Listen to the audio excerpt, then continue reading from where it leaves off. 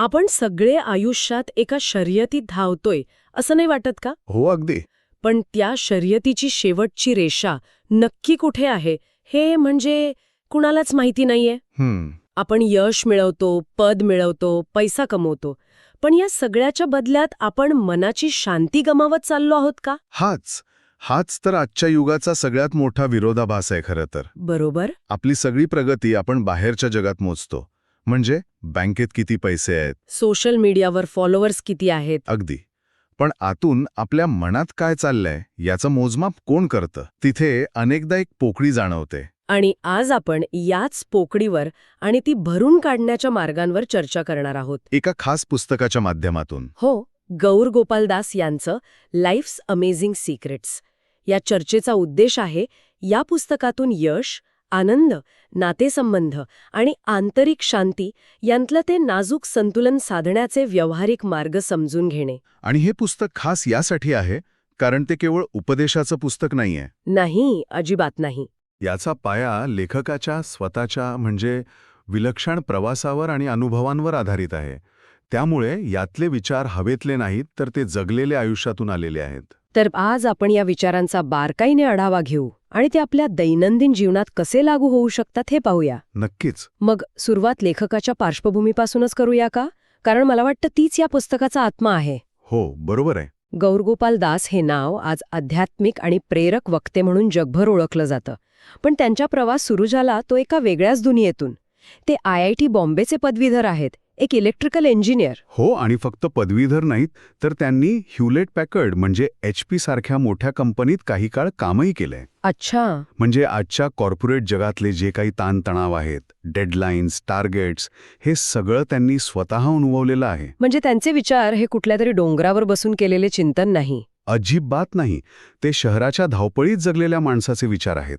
मग मला एक प्रश्न पडतो की एक यशस्वी इंजिनियर ज्याच्यासमोर एक उज्ज्वल कॉर्पोरेट करिअर होतं, तो माणूस हे सगळं सोडून इस्कॉनमध्ये साधू म्हणजे मंक होण्याचा निर्णय का घेतो? हो, आणि त्यातच या पुस्तकाचं सार दडलंय. ते सांगतात की त्यांना बाहेरून सगळं मिळालं होतं, चांगली नोकरी, पैसा, प्रतिष्ठा, पण आतून त्यांना एक प्रकारची अपूर्णता जाणवत होती. त्यांना वाटायचं की त्यांच्या आयुष्याला काहीतरी मोठा अर्थ हवा, जो केवळ महिन्याच्या पगारात सापडणार नाही. बरोबर, किंवा पुढच्या प्रमोशनमध्ये सापडणार नाही. आणि हाच अर्थ शोधण्यासाठी त्यांनी हा टोकाचा निर्णय घेतला. आणि म्हणूनच त्यांचे विचार इतके प्रभावी ठरतात, कारण त्यांनी दोन्ही जगं पाहिली आहेत. हो, त्यांनी हे पुस्तक लिहिण्यामागे एक कारण सांगितलं आहे. लोक यशस्वी होत आहेत पण समाधानी नाहीत. ही एक ओळ म्हणजे आजच्या पिढीचं अचूक वर्णन आहे. अगदी. आणि याच समस्येवर उपाय म्हणून त्यांनी आयुष्याला 4 महत्वाच्या भागांमध्ये किंवा काय म्हणतात त्याला, स्तंभांमध्ये विभागून पाहण्याचा एक दृष्टिकोन दिलाय. 4 स्तंभ. हो, ते म्हणतात की जर या 4ही स्तंभांवर आपण समान लक्ष दिलं तरच आयुष्याची इमारत मजबूत उभी राहू शकते. तर मग या 4 स्तंभांच्या रचनेवरच सविस्तर बोलूया. यातला पहिला आणि कदाचित सर्वात महत्वाचा स्तंभ कोणता आहे? पाया आहे तो, आपलं वैयक्तिक जीवन. वैयक्तिक जीवन? हो, कारण बाकी सगळं त्यावरच उभं आहे. पुस्तकात एक खूप मार्मिक वाक्य आहे, जर तुम्ही स्वतःला समजू शकत नसाल तर तुम्ही आयुष्य कसं सांभाळणार? पण स्वतःला ओळखाय म्हणायला खूप सोपं आहे. हो, खरंय. आजच्या सोशल मीडियाच्या जगात जिथे सतत तुलना होत असते, तिथे हे प्रत्यक्षात कसं शक्य आहे? पुस्तकात यावर काही ठोस उपाय दिलाय का? उत्तम प्रश्न आहे. लेखक मान्य करतात की हे कठीण आहे. ते आत्मजागरूकता आणि आत्मटीका यातला फरक स्पष्ट करतात. अच्छा, म्हणजे सेल्फ अवेअरनेस आणि सेल्फ क्रिटिसिझम. हो, आपण अनेकदा स्वतःच्या चुका काढतो, स्वतःला कमी लेखतो आणि यालाच आत्मचिंतन समजतो, पण ती आत्मटीका आहे. बरोबर. आत्मजागरूकता म्हणजे आपल्या भावना, विचार आणि वागणुकीकडे त्रयस्थपणे पाहणे.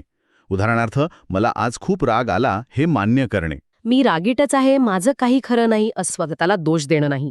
अगदी, म्हणजे आपल्या भावनांचा स्वीकार करणे, त्यांना दाबून न टाकणे. आणि तुम्ही जो तुलनेचा मुद्दा मांडला त्यावर पुस्तकात काही आहे का? हो, त्यावर ते एक तुलना उपवास म्हणजे कंपॅरिझन फास्ट सुचवतात. इंटरेस्टिंग आहे. म्हणजे ठरवून काही काळ, उदाहरणार्थ आठवड्यातून 1 दिवस सोशल मीडियापासून दूर राहणं किंवा जाणीवपूर्वक इतरांच्या आयुष्यात काय चाललंय हे पाहणं टाळणे. कारण ते म्हणतात तुलना हा आनंदाचा चोर आहे. बरोबर. आपण इतरांच्या आयुष्याची हायलाइट रील आपल्या रोजच्या जगण्याशी तपासू लागतो आणि दुःखी होतो. हे खूपच व्यावहारिक आहे. आणि याच स्तंभात ते प्रतिक्रिया आणि प्रतिसाद यातला फरकही सांगतात ना. हो, आणि तो खूप महत्वाचा आहे. ते एका उदाहरणाने सांगतात. समजा तुम्ही ट्रॅफिकमध्ये अडकला आहात आणि मागून कुणीतरी उगाच हॉर्न वाजवतंय. त्यावर चिडून तुम्हीही जोरात हॉर्न वाजवता. ही झाली प्रतिक्रिया. यात विचाराला वेळच मिळत नाही. पण प्रतिसाद म्हणजे क्षणभर थांबून विचार करणे. तो माणूस कदाचित कोणत्या तरी अडचणीत असेल, त्याला हॉस्पिटलमध्ये जायचं असेल, मी शांत राहतो, हा प्रतिसाद आहे. म्हणजे प्रतिक्रिया प्राण्यांसारखी असते आणि प्रतिसाद माणसासारखा. अगदी. आणि हा प्रतिसाद देण्याची क्षमता आत्मजागरूकतेतूनच येते. आणि जेव्हाही आत्मजागरूकता वाढते आणि आपण स्वतःच्या भावनांना योग्य प्रतिसाद द्यायला शिकतो, तेव्हा त्याचा थेट परिणाम आपल्या नात्यांवर होतो. बरोबर. जे आपल्याला दुसऱ्या स्तंभाकडे घेऊन जातं, नातेसंबंध. अगदी. कारण नात्यांमधल्या बहुतेक समस्या बाहेरून नाहीत तर आपल्या आतून सुरू होतात. पुस्तकात एक वाक्य आहे जे आजच्या परिस्थितीवर अचूक बोट ठेवतं. आपण डिजिटल पद्धतीनं जोडलेले आहोत, पण भावनिकरित्या दुरावलेलो आहोत. हो. आपल्या फोनमध्ये हजारो कॉन्टॅक्ट्स आहेत, पण मनातल्या गोष्टी बोलायला जवळचं कोणी नाही. कारण आपण संवाद साधण्याची कलाच विसरत चाललो आहोत. आपण कनेक्ट करतो, पण कम्युनिकेट करत नाही. नात्यांसाठी कमी बोला, जास्त ऐका, हा सल्ला तर आपण नेहमीच ऐकतो. पण लेखक याच्या मुळाशी जातात. ते म्हणतात की आपण ऐकत नाही कारण आपलं मन समोरच्याचं बोलणं संपायच्या आत आपलं उत्तर तयार करण्यात गुंतलेलं असतं. ही एक प्रकारची असुरक्षितता आहे. की माझं म्हणणं राहून जायला नको. बरोबर. यावर मात करण्यासाठी पुस्तकात एखादी विशिष्ट पद्धत सांगितली आहे का? हो, त्यांनी सहानुभूतीनं ऐकण्याची म्हणजे एम्पॅथेटिक लिस्निंगची एक सोपी पद्धत सांगितली आहे. कशी? जेव्हा समोरची व्यक्ती तिचं बोलणं थांबवते तेव्हा लगेच आपलं मत मांडण्याऐवजी असं म्हणायचं की म्हणजे तुला असं म्हणायचं आहे का की, आणि त्यांचेच शब्द वापरून त्यांना काय समजलंय हे सांगायचं. अच्छा. यामुळे दोन गोष्टी होतात. एक, समोरच्याला खात्री पटते की त्याचं बोलणं ऐकलं गेलं आहे, आणि दुसरं, आपल्यालाही त्यांचं म्हणणं नक्की काय आहे हे स्पष्ट होतं. आणि यामुळे अर्धे गैरसमज दूर होतात. अगदी.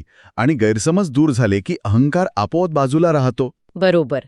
पुस्तकात अहंकार आणि अपेक्षा या दोन गोष्टींना नात्यांमधले सर्वात मोठे शत्रू मानले आहे. हो, ते एक सुंदर उदाहरण देतात. ते म्हणतात, नातं म्हणजे एका बागेसारखं आहे. बागेसारखं. हो, अपेक्षा करणं म्हणजे बागेत जाऊन फक्त फुलं आणि फळं तोडण्यासारखं आहे. पण कौतुक करणं, एकमेकांना समजून घेणं म्हणजे त्या बागेला रोज पाणी घालण्यासारखं, खत घालण्यासारखं आहे. म्हणजे जर तुम्ही फक्त अपेक्षाच करत राहिलात तर एक दिवस ती बाग सुकून जाईल. बरोबर. म्हणून अपेक्षा कमी आणि कौतुक जास्त करा. तू माझ्यासाठी हे केलंच नाहीस असं म्हणण्याऐवजी तू जे काही करतेस त्यासाठी मी आभारी आहे असं म्हणून बघा. नात्यातला तणाव लगेच कमी होतो. आणि हाच समजुतीचा अभाव आणि अपेक्षांचं ओझं फक्त वैयक्तिक नात्यांमध्येच नाही, तर आपल्या व्यावसायिक जीवनातही दिसतं. हो, तिथेही आपण सतत स्वतःला सिद्ध करण्याच्या नादात संतुलन गमावून बसतो, जो या पुस्तकातला तिसरा स्तंभ आहे, व्यावसायिक जीवन. आणि हा तर आजच्या काळातला सर्वात ज्वलंत विषय आहे. इथे यश विरुद्ध समाधान म्हणजे सक्सेस वर्सेस सॅटिस्फॅक्शन हा संघर्ष मांडला आहे. लेखक म्हणतात, तुमचा कामाला तुमचं आयुष्य गिळू देऊ नका. पण आजकाल तर बर्नआउट किंवा कामाच्या ठिकाणी होणारी दमछाक हे प्रतिष्ठेचं प्रतीक मानलं जातंय. हो, मी इतका व्यस्त आहे की मला स्वतःसाठी वेळच नाही हे सांगण्यात लोकांना अभिमान वाटतो. आणि ही एक खूप धोकादायक मानसिकता आहे. कारण आपण आयुष्यासाठी काम करण्याऐवजी कामासाठीच जगतोय. इथेच पुस्तक एक अतिशय क्रांतिकारक विचार मांडतं. ते म्हणतात, संतुलन म्हणजे वेळेचं नियोजन नाही तर प्राधान्याचं नियोजन आहे. Balance is not time management, it's priority management. हा मुद्दा खरोखरच विचार करायला लावणार आहे. हो ना. आपण नेहमी टाइम मॅनेजमेंटच्या युक्त्या शोधत असतो. 24 तासांत जास्तीत जास्त कामं कशी करायची. पण मग प्रश्न असा येतो की आपल्या खऱ्या प्रायोरिटीज म्हणजे प्राधान्यक्रम कसे ओळखायचे. बरोबर. कारण अनेकदा आपल्या बॉसचा प्राधान्यक्रम हाच आपला प्राधान्यक्रम बनून जातो. अगदी. आणि म्हणून लेखक म्हणतात की आधी शांतपणे बसून हे ठरवा की तुमच्यासाठी आयुष्यात खरंच काय महत्वाचं आहे. ते कसं ठरवायचं? ते एक विचार करायला लावणारा व्यायाम सांगतात. कल्पना करा की तुम्ही तुमच्या आयुष्याच्या शेवटी आहात, तेव्हा मागे वळून पाहताना तुम्हाला कोणत्या गोष्टींचं समाधान वाटेल. तुम्ही किती प्रोजेक्ट्स पूर्ण केले याचं, की तुम्ही तुमच्या कुटुंबासोबत किती वेळ घालवला याचं, तुम्ही किती मित्र कमावले याचं. एकदा का हे चित्र स्पष्ट झालं की प्राधान्यक्रम ठरवणंच सोपं जातं. म्हणजे कामाला नाही म्हणायला शिकणं, आपल्या वैयक्तिक वेळेचा आदर करणं, या सगळ्या गोष्टी प्राधान्य ठरवण्यावर अवलंबून आहेत. अगदी. आणि मुद्दा काम कमी करण्याचा नाही, तर योग्य गोष्टींवर ऊर्जा लावण्याचा आहे. जेव्हा तुम्ही कामाच्या वेळी 100% कामावर लक्ष केंद्रित करता आणि घरी आल्यावर 100% कुटुंबावर, तेव्हाच खरं संतुलन साधलं जातं. यालाच ते पर्पजफुल वर्क म्हणतात. हो, असं काम जे तुमच्या आयुष्याच्या मोठ्या उद्देशाचा एक भाग आहे, संपूर्ण आयुष्य नाही. आणि आयुष्याचा उद्देश हा शब्द आपल्याला थेट चौथ्या स्तंभाकडे घेऊन जातो. सामाजिक आणि आध्यात्मिक जीवन. अनेकांना अध्यात्म हा शब्द ऐकल्यावर देव, पूजा किंवा कर्मकांड आठवतं. पण पुस्तकात तसं अजिबात मांडलेलं नाही. लेखक अध्यात्माची व्याख्या धर्माशी न जोडता आंतरिक स्पष्टतेशी म्हणजे इनर क्लॅरिटीशी जोडतात. म्हणजे मी कोण आहे, माझ्या आयुष्याचा उद्देश काय आहे, मला खऱ्या अर्थाने कशातून आनंद मिळतो, या प्रश्नांची उत्तरं शोधण्याचा प्रामाणिक प्रयत्न म्हणजे अध्यात्म. आणि यात सेवेच्या भावनेवर म्हणजे सर्व्हिस माइंडसेटवर खूप भर दिला आहे. म्हणजे फक्त स्वतःसाठी न जगता इतरांसाठी, समाजासाठी काहीतरी करणं. पण याचा अर्थ असा नाही की आपण सगळ्यांनी मोठी सामाजिक कामं केली पाहिजेत. नाही. अजिबात नाही. सेवा म्हणजे काहीतरी भव्यदिव्य असण्याची गरज नाही. तुमच्या ऑफिसमधल्या नवीन सहकार्याला मदत करणे ही सुद्धा सेवा आहे. तुमच्या शेजाऱ्यांची विचारपूस करणे ही सुद्धा सेवा आहे. बरोबर. आपल्या कामातून, आपल्या वागण्यातून इतरांच्या आयुष्यात सकारात्मक बदल घडवणे हा सेवेचा खरा अर्थ आहे. यामागे एक मोठी शक्ती आहे. कोणती? पुस्तकात म्हटलंय, जेव्हा आयुष्याला काही उद्देश असतो तेव्हा समस्या लहान वाटू लागतात. Wien life has purpose, problems feel smaller. हे एका उदाहरणाने स्पष्ट करता येईल का? नक्कीच. लेखक एक गोष्ट सांगतात. एक मोठा उद्योगपती होता, ज्याने आयुष्यभर फक्त पैसा कमवला. म्हातारपणी त्याच्याकडे सगळं होतं. पैसा, प्रतिष्ठा, मोठं घर. हो, पण तो आतून खूप एकटा आणि दुखी होता. मग त्याने एका आश्रमात जाऊन फक्त झाडांना पाणी घालण्याची सेवा सुरू केली. अच्छा. काही महिन्यांनी कोणीतरी त्याला विचारलं, तुम्हाला यात काय मिळतं? तो म्हणाला, या झाडांना वाढताना पाहून मला जो आनंद मिळतो, जो उद्देश सापडतो, तो करोडोंच्या डीलमध्येही कधी मिळाला नाही. वाह. कारण उद्देश हा एक कंपाससारखं काम करतो. तो आपल्याला आयुष्याच्या वादळात दिशा दाखवतो. तर हे 4 स्तंभ, वैयक्तिक, नातेसंबंध, व्यावसायिक आणि आध्यात्मिक जीवन, हे एकमेकांवर अवलंबून आहेत. अगदी. पण हे सगळे मोठे विचार आहेत. या सगळ्याची दैनंदिन जीवनात अंमलबजावणी कशी करायची, म्हणजे उद्या सकाळपासून काय बदल करायला हवा? आणि इथेच या पुस्तकाचं सौंदर्य आहे. ते मोठे बदल करायला सांगत नाही. ते लहान पण सातत्यपूर्ण सवयींवर भर देतं. उदाहरणार्थ, जसं की रोज फक्त 10 मिनिटे आत्मचिंतन करणे. पण नुसता विचार नाही, तर स्वतःला 3 प्रश्न विचारणे. कोणते? आज मी काय चांगलं केलं? आज माझ्याकडून काय चुकलं? आणि मी उद्या काय सुधारू शकेन? ही सवय तुमच्या वैयक्तिक जीवनाचा म्हणजे पहिल्या स्तंभाचा पाया मजबूत करते. आणि नात्यांसाठी? नात्यांसाठी एक सोपी सवय आहे, एक कृतज्ञता वही म्हणजे ग्रॅटिट्यूड जर्नल ठेवणे. रोज रात्री झोपण्यापूर्वी अशा 3 गोष्टी लिहिणे ज्याबद्दल तुम्ही आभारी आहात. यात तुम्ही तुमच्या जोडीदाराबद्दल, मित्रांबद्दल किंवा आईवडिलांबद्दल लिहू शकता. यामागे काही विज्ञान आहे का? हो. जेव्हा आपण कृतज्ञता व्यक्त करतो तेव्हा आपलं मन काय नाहीये याऐवजी काय आहे यावर लक्ष केंद्रित करायला शिकतं. आणि यामुळे अपेक्षा कमी होतात आणि नातेसंबंध सुधारतात. अगदी. आणि कामाच्या संतुलनासाठी? त्यासाठी आठवड्यातून एकदा काही तास फोन फ्री किंवा डिजिटल डिटॉक्स करणे. त्यावेळेत कुटुंबाशी बोलणे, एखादा छंद जोपासणे किंवा फक्त शांत बसणे. यामुळे कामाचा ताण कमी होतो. हो. आणि आपण स्वतःशी पुन्हा जोडले जातो. या सगळ्या लहान सवयी एकमेकांशी जोडलेल्या आहेत आणि त्या एकत्रितपणे एक मोठं सकारात्मक परिवर्तन घडवतात. तर या संपूर्ण चर्चेचा सार काय आहे?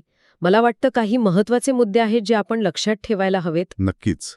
पहिली गोष्ट म्हणजे संतुलन म्हणजे परिपूर्णता नाही. परफेक्शन नाही. हो, असं नाही की प्रत्येक दिवशी तुम्ही या 4ही स्तंभांना समान वेळ देऊ शकाल.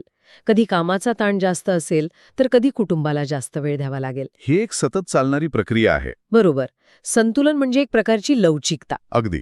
दुसरा म्हणजे आनंद हा बाह्य गोष्टींवर नाही तर आंतरिक स्थितीवर अवलंबून असतो.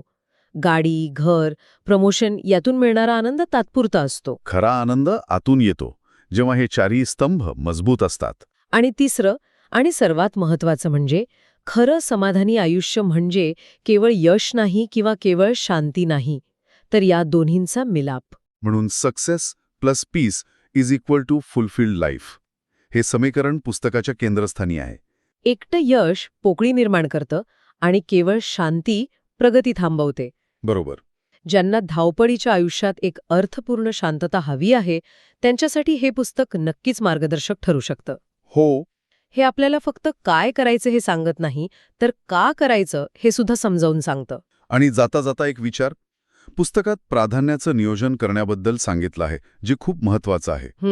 पण कदाचित पहिलं प्राधान्य हे असायला हवं की आपले प्राधान्य काय असावेत हे ठरवणे. अच्छा. हे पुस्तक आपल्याला एक चौकट देतं, पण समाधानी आयुष्याची प्रत्येकाची वैयक्तिक व्याख्या वेगळी असू शकते.